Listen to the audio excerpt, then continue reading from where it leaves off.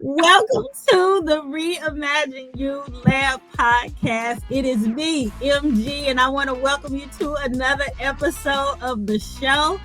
Thank you all for tuning in on YouTube and Apple and Spotify and all of you lovely people. I am so grateful you guys have had us have a stellar year this year, and I just want to thank you for tuning in each week. We are always talking about change, and this week is going to be somebody amazing in the lab, and it really is. And so I'm excited about our guest today. And before we jump in, if you would, please hit the subscribe button if you haven't already. That'll just make sure that you get all of our notifications every time a new episode drops. And if you hear something on the show today, make sure you share it with a friend, a family member, a colleague, a neighbor, because when we're talking about change, everybody needs that. And sometimes you don't know how to do it, but that's what the show is all about, is that if we're going to tell you how to, not really tell you how to, we're going to talk about how somebody else has done it. And maybe that might be the same way or a perspective that you can use when you are trying to change you. So, all right. So right now, you guys know how we do. So Jennifer, it is amazing. Thank you so much for being here today. How are you? I am doing wonderful. Thank you for having me. Absolutely. I'm excited to be here. I am excited for you to be here too. But you know how we got to do? We got to go beyond this bio so that they know who it is that we are talking to today. So as I shared, tell them who you are, where you're at, what you do, and how you do it. Okay. Well, that's a very loaded question. So, Jennifer Curtis, I live in the awesome city of St. Louis, Missouri. Yes. Home of the Cardinals baseball team and other teams. I am a native resident, so I have been here for my entire life. Have never lived in any other city. This journey that I've taken to get where I am currently has been filled with twists and turns. I had the pleasure of working full time, going to school part time in order to complete my college degree. So I graduated from the University of Missouri St. Louis, and during that time, I worked for Citi. So Citigroup, Citibank, as it's commonly known, and I was with that organization for about 20 years. And during that time, I moved around in different positions until I graduated college. And then I started on my trajectory into the leadership roles. And after once I hit that 20th year, I realized it was time for something different. And I made the change to Rabo AgriFinance, where I am today. And my current role is the head of rural operations. And in that role, I oversee several different departments with a staff of about 160 people. So it's quite a big role. And throughout this journey, I've done different things, such as served on board of directors for nonprofits, participated in a volunteer capacity on different political campaigns, carrying several roles in those spaces. I participate as a mentor, but I'm also a mentee as well. Mm-hmm. And in my personal life, I have the pleasure of being single. And so looking for that partner still. So that's also been a journey of full of roller coasters and change. And not a parent. And that was a personal choice not to be a parent, but living life every day, full of travel, huge foodie. So I get out a lot and I explore the city and always looking for something new. So that's it in a nutshell. That's me. Hey, that's a lot. And I love it. I love whenever I get a chance to come to St. Louis and hang out. I always look forward to specifically hanging out with you, going to some new food place that Jennifer has carefully curated a list of places like, where are we going to go? I'm like, Jen, I don't even know why you asking me, because we're going to go to wherever you recommend as our location. So I enjoy getting to spend time in St. Louis with Jennifer. So Jen, you said a lot there, and there's so much in, and which was one of the reasons why I wanted to bring you on as a guest, because I thought I said, with your background and some of the dynamics that you have navigated, I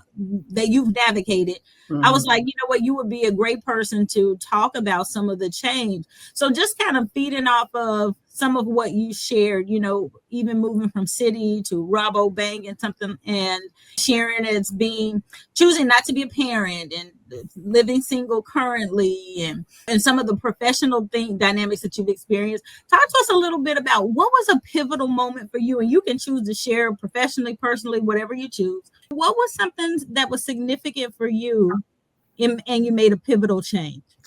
I What comes to mind is when I made the decision to leave Citi.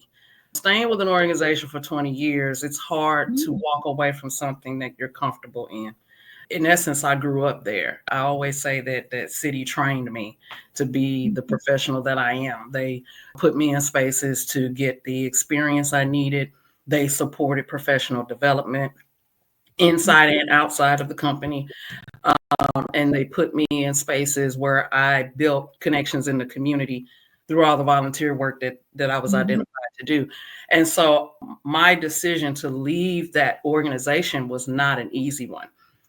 When I came to the realization that it was time to leave, it was based upon me taking a hard look at my professional trajectory, how mhm, far I had come. And what I noticed is that a lot of my professional mentors in the space and my advocates had left the organization, right? So we talk about having mentors, mhm, sponsors, advocates, right? People in the mhm, room where you want to be in. And throughout my journey there, many of those individuals for me had left the company. And so I had to do a really hard assessment and understand if I realistically thought how much further my career could go at the organization. And the answer to that question was not very far. And so realizing and being willing to accept that brought me to the idea that it was time to leave. Now, fortunately for me, one of my mentors that had left the organization had an opportunity with Rabo, which is where I am now. And before he left Citi, I had a very direct conversation with him. I said, I'm ready for something new. If you have an opportunity, I would love to be considered. And it turned out he had an opportunity, and so I was considered. But I also had to be ready for that, and he challenged me on that. He mhm. challenged me, said, "Are you really ready for something different?" I had not known any other professional culture, Yeah. any other way of working, and Mhm, going into something completely new, no advocates, no peers, no colleagues. I knew no one at the mhm, I had to really accept the fact that I was going to be starting from the baseline. I had to rebuild my brand. I had to mhm. rebuild my professional space, if you will, in a new environment that I was not familiar with. But ultimately, that was the best decision for me. And so moving into that role that he had identified for me, then netted me the ability to come into the current role that I'm in. And so moving into a promotional space, and now as the head of rural ops, I'm in a much further space than I was at Citi. So Yeah. ultimately, it was the best decision. No, you know what? I like that because I like that you said that, because a lot of times, sometimes we don't do that. Take it, let me look at you called it my professional trajectory. Mhm. You had to take a look at self-awareness, one, Mhm. like let me look around and really inventory, whether do I have what I need here? I'm looking for my advocates, I'm looking for mentors, I'm looking at sponsors. Do I have enough here to go further than where I'm at? Yeah. So you assess the organization, like, Mhm. hey, am I going to be able to go further? And and you had talked about also that there was some things that you have been developed, like you had did some things inside and outside of your organization. So before I wanted to ask one question, but before I ask that one, let me go back. So Mhm. when you think about professional development, because some people just go to work. A lot of times we talk with a lot of business owners and stuff like that, but Mhm. talking to career professionals, hey, I work for an organization. And sometimes people just go to work. But Yeah. there's more to your profession. Professional development is more than just coming to work and doing your job. Talk Mhm. a little bit, Jennifer, about the benefits doing some of that professional development and what that looks like, what that does for, because we also talked about my personal brand. People think personal brand is just for people who are small business owners. No, you got a personal brand inside of your organization. Yeah. So talk about personal brand building as it relates to your professional development, because I think sometimes people miss the opportunities that they have or don't even ask or think about it. So talk a little bit about what that was like for you, even when you were still working with Citi. Yeah, absolutely. So your personal brand, think of it as the immediate reaction people have when they hear your name. If someone reacts in a way that's like, ooh, they feel hesitant, that might not be an indicator that you have a strong personal brand, because I know even myself, I can hear someone's name and I'm a little lukewarm on that. But when people hear your name and their immediate response is, oh, she's strong. Oh, she's put together. Oh, she's got everything organized. Oh, she can get the job done. Those are the immediate reactions you want. And when people hear your name, their immediate response can be associated with your personal brand, especially in a professional space. I had to learn that just doing my job wasn't enough to build my personal brand. It was about the amount of visibility I had outside of my desk. Fortunately for me, someone approached me and asked me to consider being co-chair for one of the diversity networks. And I was hesitant at first. I thought, I don't want to do all this extra work. And then I reconsidered. And through that position, going above and beyond my regular job, I became so much more visible to the organization. I met employees in other departments that I would have never met before. I was invited to meetings with senior leadership to discuss things at the site that I would have never had the opportunity to do. And that visibility really elevated my personal brand, my personal professional brand at work. It required me to be willing to step outside of my comfort zone to do that as a stretch goal, receive that change for myself, which is what ultimately led to even my ability to move further in the organization. Because then at that point, my personal brand, my professional brand was associated with a lot of positive words when people heard my name. Oh, you want on your team. Yeah. Right. Yeah. That, you know what? That's a huge brand builder. That's a huge brand builder. I serve on our diversity committee. I lead our talent and development committee on our DEI for our Embedded line of business. And sometimes you don't really realize, and just like you said, you are in with the senior leaders. There are multiple brands that are part of our corporate culture, are part of our corporate network. And so, more people know you. And there used to be a saying that was, it's not just who, but it's who knows you. Absolutely. Absolutely. That visibility to the senior leaders led to me being nominated to attend Executive Leadership Council. That's an annual event in DC where tons of companies send their top talent. And that was the first time I was ever exposed to that symposium. It was an awesome opportunity. I was selected to participate to help support the National Black MBA Conference, where we were a sponsor and we had presence there. So it led to me being selected to participate in the St. Louis Business Diversity Fellows Program, which was a year-long professional development program, and my organization paid for that. So my exposure and activity at the company led to me receiving all these additional benefits because everyone knew who I was and they wanted to pour into me. Yeah.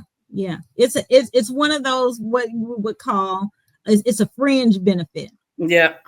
Absolutely. You get all these extra perks that go along with it. And sometimes if you don't make yourself available or avail yourself to some things, you wonder why you don't have the opportunity. Sometimes you just don't make yourself available. And sometimes making yourself available makes a lot of other things available to you, is what I have found in my career as well. So no, I love that.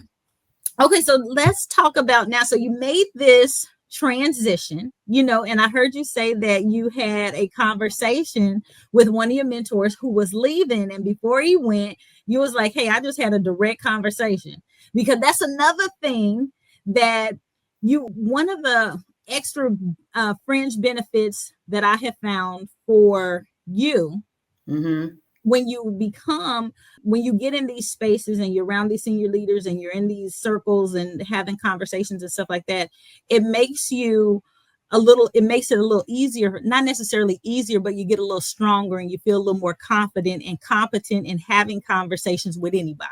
Yep. Right. Yep. Your conversations with the higher ups you're like, you know what, I'm comfortable in having these conversations. And so you were able to you build this muscle, right? Mm-hmm. And so you had a direct conversation. Tell us a little bit about what that conversation was like. It wasn't easy. I mean, I had the butterflies and the nervousness, and I thought, oh my gosh, I'm getting ready to go down here and directly ask this person basically for a job.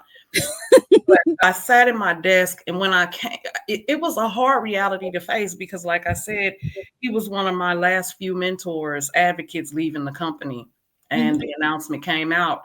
And the feeling that I felt when I learned he was leaving, I thought, okay, who do I have left here in my space, in my circle? Who do I have as a support system at this company? And it was slim pickings.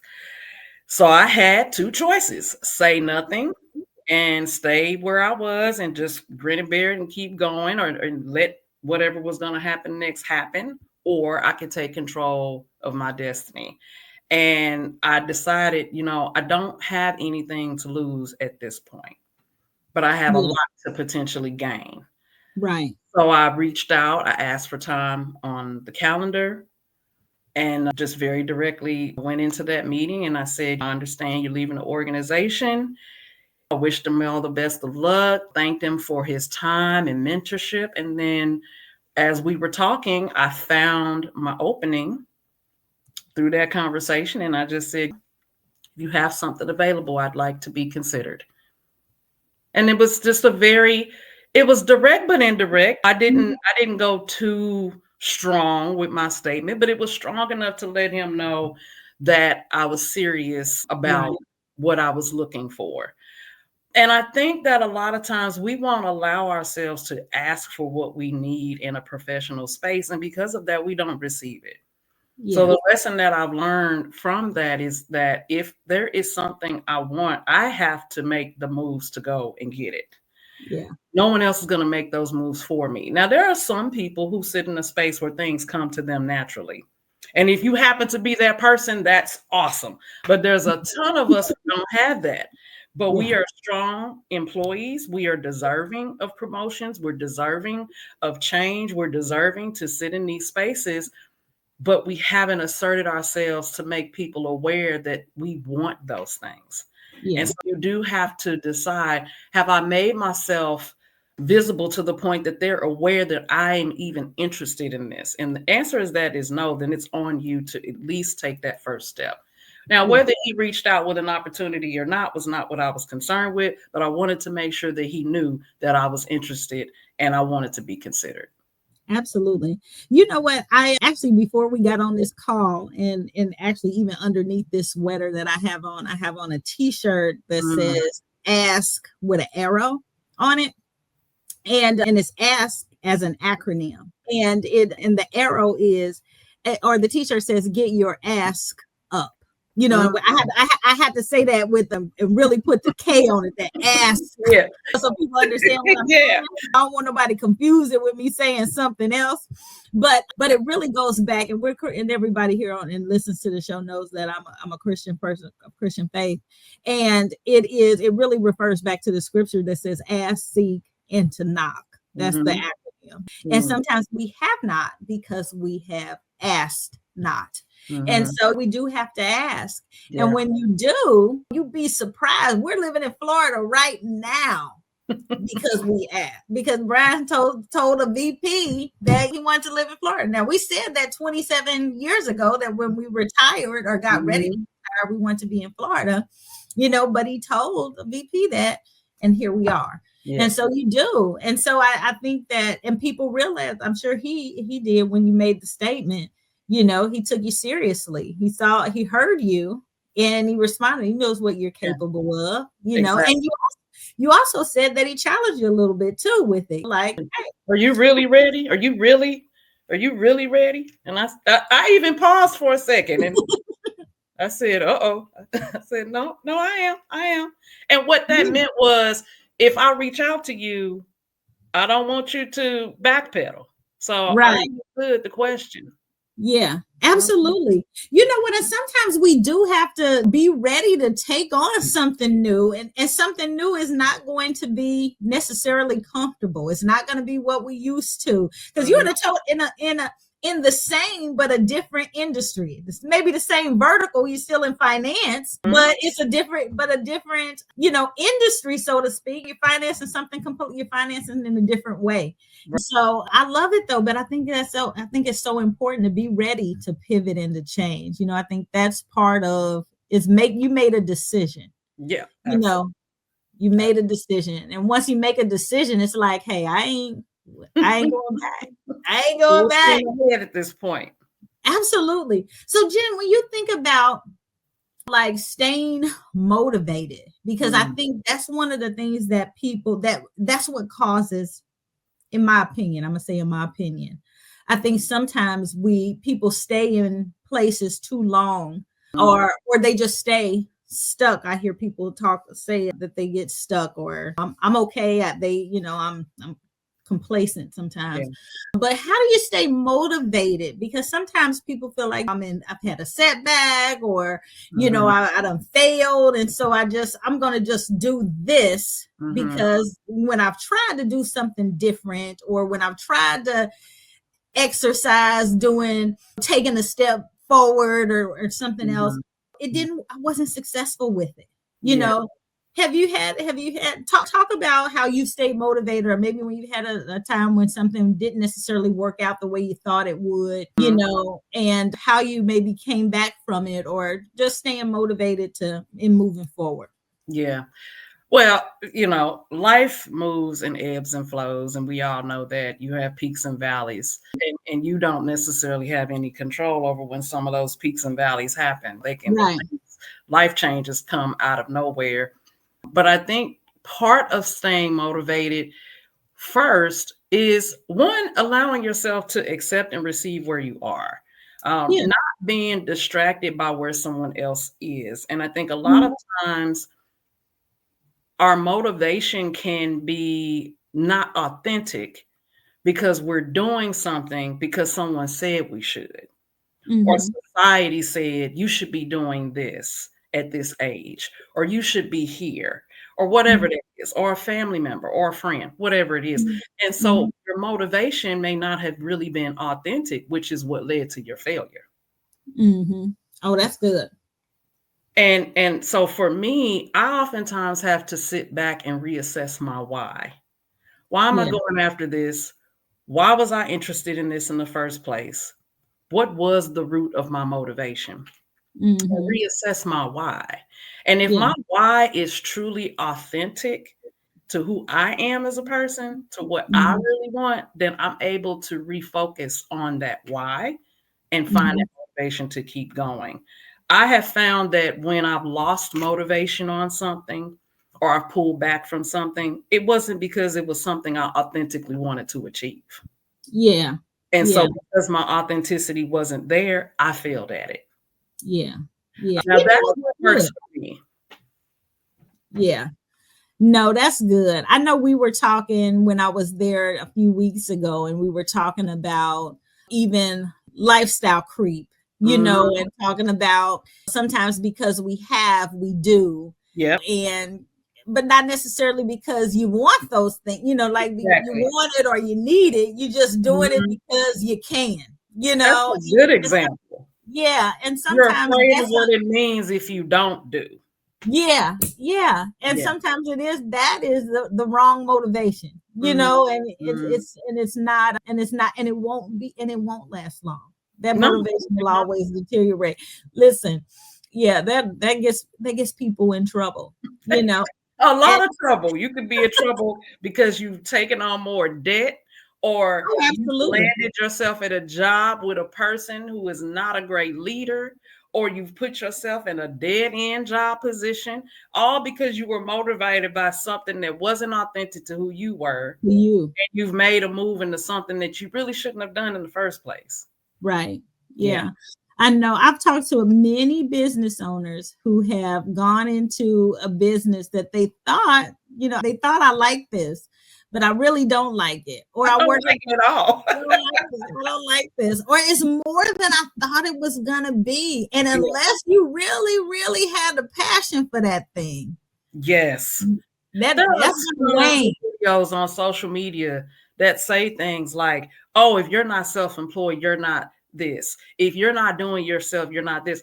Everybody on this It's planet not built for it. put here are built to be self-employed. I am very honest with myself to understand that I'm not one of those people. I Yeah. do well in a corporate space.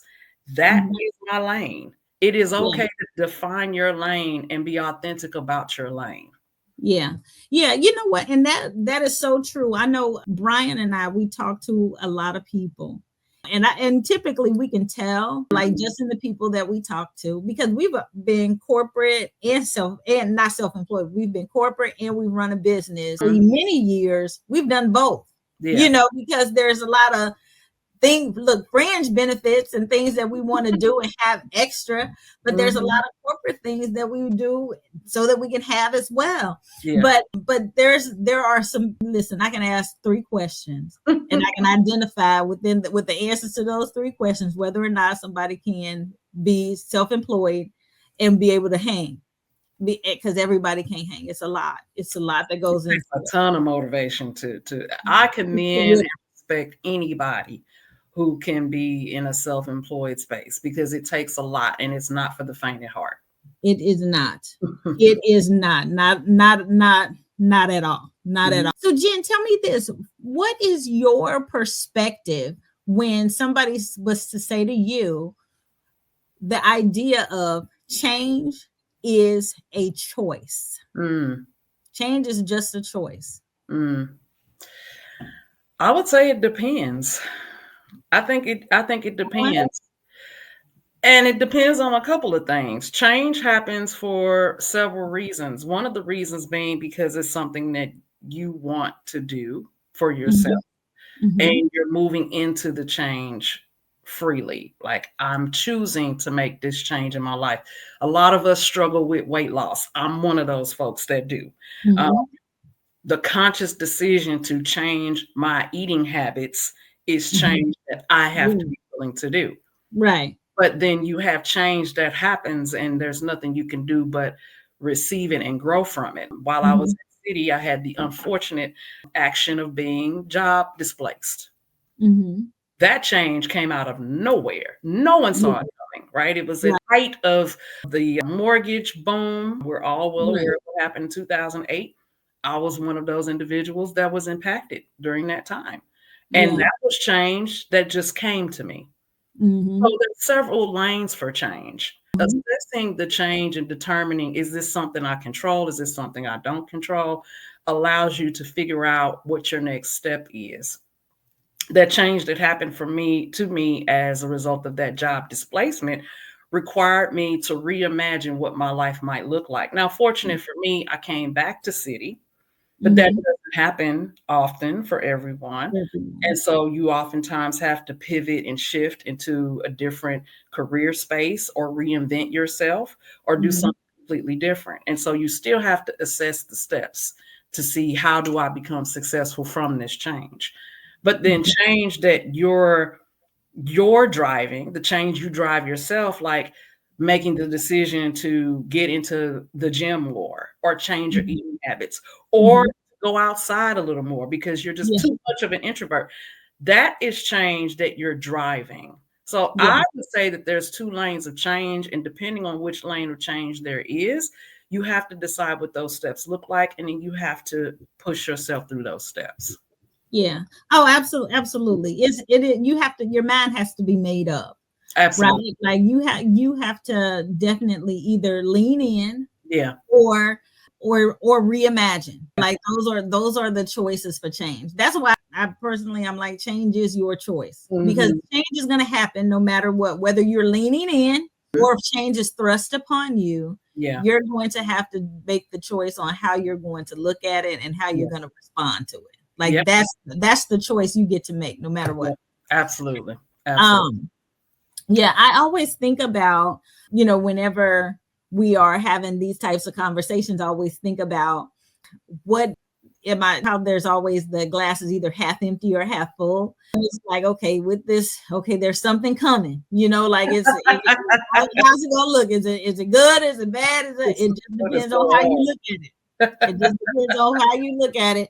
Which pair of shades you got on? You got on the rosy shades, or you got on the night stalker shades? It just depends on which ones you got on.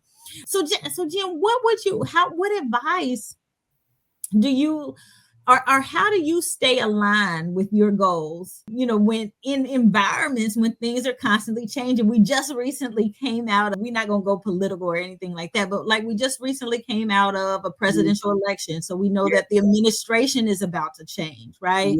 Yeah. And so a lot of times people struggle when change is coming, when they know that it's coming. We know that the change is getting ready to come. So how do you stay aligned to your goals when the environment is constantly changing? Yeah. How do you navigate? That's a good example, because I think a lot of us are unsure of what the future holds as a result of this particular change. And there's nothing we can do to change this change. Right. So I know one of the things for me, I sat down and kind of thought about, well, what is it about this change that concerns me the most? Now for me, being single with no kids, I have a huge empathetic side of me, though, that leans towards those people who have these types of things in their lives. And so I do care about the change that may happen for those individuals who sit in that space. Now, for me personally, I had to think about, well, what is it about this change that concerns me personally? Well, there are different things about my ability to do the things that I do today that I am concerned with whether or not those possibilities will be there. So sitting down and doing an assessment, a life audit, if you will, of where I am today and what is it about this particular change that could impact some of the spaces I move in. Yeah. Let me go ahead and put some actions in place now to combat that fear or to mitigate that concern that I have. One of the things that I've recently gotten more into is financial investment. I never spent a lot of time learning in that space. Didn't know much about it, didn't spend much time in it. And, outside of your basic, like most people, 401k, you got your personal savings and all that. I've never allowed myself to explore other areas. And, with this new change, you're hearing some of these positives. They're like, oh, well, the crypto space is growing and this space is growing and all of this. Yeah. Well, maybe if I think about some of the positives in this change, I can also take advantage of some of these positives as well. And so from that, I focused more on the investment space and said, well, let me push myself to grow a little bit more in this space so I can take advantage of some of this quote unquote positive change that might come out. Yeah. And I feel less concerned about this change. Yes. I have some ability to navigate the space, even if it's just a little bit. Yeah. No, I love that. I love that. Yeah. What can I do in the positive way that can help me with some of the not focusing so much on the adversity, that is concerning. So no, I love that. Yeah. Well, gosh, I tell you what, the time sure gets ate up when you're having a good conversation. It goes quick. I know. All right, Jen. So before we get out of here, you've got to give me 3 best pieces of advice for change makers. What would you say? What would you tell them if they're making changes as they go into the new year, new set of life? You got a new set of days that you're going to be working in. What would you tell them? Best top 3. Top 3. Number 1 is going to be curious. Allow yourself to ask questions. Allow yourself to research. Allow yourself to lean in, as you said earlier. Being curious allows you to sit in a space where you're more open-minded. Mhm. And if you're in a curious space and asking questions, then you're in a space to learn something new, something different. Don't make an assumption that you already know everything. We don't know everything. And even in the career space I'm in and all the experience, I'm still finding out more things I don't know. The number two piece I would say is assume with positive intent. I think it's easy for us to sit in a space of negative or to think the worst of something, but Mhm. allow yourself to sit in a positive assumption space. Maybe that person didn't know that they affected me this way with what they said, or maybe this particular change isn't going to be so bad. Let me assume that something positive might come from this. So to me, assuming with positive intent also allows you to be in a space of being open to receive. And then that is the third piece of advice: be available to receive. Um, People can share information with you at the most inopportune time. It's easy for us to brush it off or to say things like, oh, they think they know everything. Well, that's not really what that is. If you're open to receive, you're available to receive. Maybe someone gave you a piece of advice or a key to a kingdom that you never stopped to consider before. So be open to receive, be available to receive information and knowledge and friendship. We close ourselves off to friendships and we close ourselves off to building relationships. I got all the friends I need. I don't need any more friends. And it's like, okay, but why not? I would challenge you and say, well, be open to receive, be available to receive this person or this piece of information that might set you on a different path. So those would be the three things I would say. I love it, Jen. Be curious, assume with positive intent, and be available to receive. I love it. Yeah. Jennifer, it has been awesome. I knew it was going to Thank be you. good. I told y'all it was going to be Thank good. you. Thank you. I Thank told y'all you. it was going to be good. I love it. I love it. I love it. I love it. Thank you for tuning in. Thank you for being here, Jennifer. Yeah. And Anytime. all of you guys who are tuning in each week, thank you so much for coming on, for being a part of the Reimagine You Lab podcast. I love every time I get to sit here, bring in a new guest, share some insightful nuggets and gems with all of you all. You guys have made this a phenomenal year. You guys have made this a phenomenal experience for me because I'm just like, I get excited every time I look out there and see that there are actually people listening and tuning in. And I'm like, okay, I'm not doing this by myself. So thank you. Thank you. Thank you. So Thank make you sure, Jen, I love you, girl. You for guys. having me. Absolutely. Anytime you're welcome to come back. So expect another invitation. All right, you guys, this has been the Reimagine You Lab podcast. It is me, MG, signing off for this week. And don't forget, hit the bell to subscribe if you haven't already. If you heard something today that just lit your heart up, made you say, oh, I need to do that. Especially the 3 pieces of advice, but Jill was sharing all kinds of good stuff. Career professionals, dial in, do some professional development this year. Even when you may have thought that, hey, I was doing enough just showing up for work on time every day, turning on your Zoom camera and all that. I know that you got some new nuggets today. I know you have. Share it with a friend, family member, colleague, neighbor. Share the podcast. We love you. I will see you here next week. Every Friday, we drop a new episode. I look forward to seeing you here next week. Bless you. Mwah. Thank you. Thank you.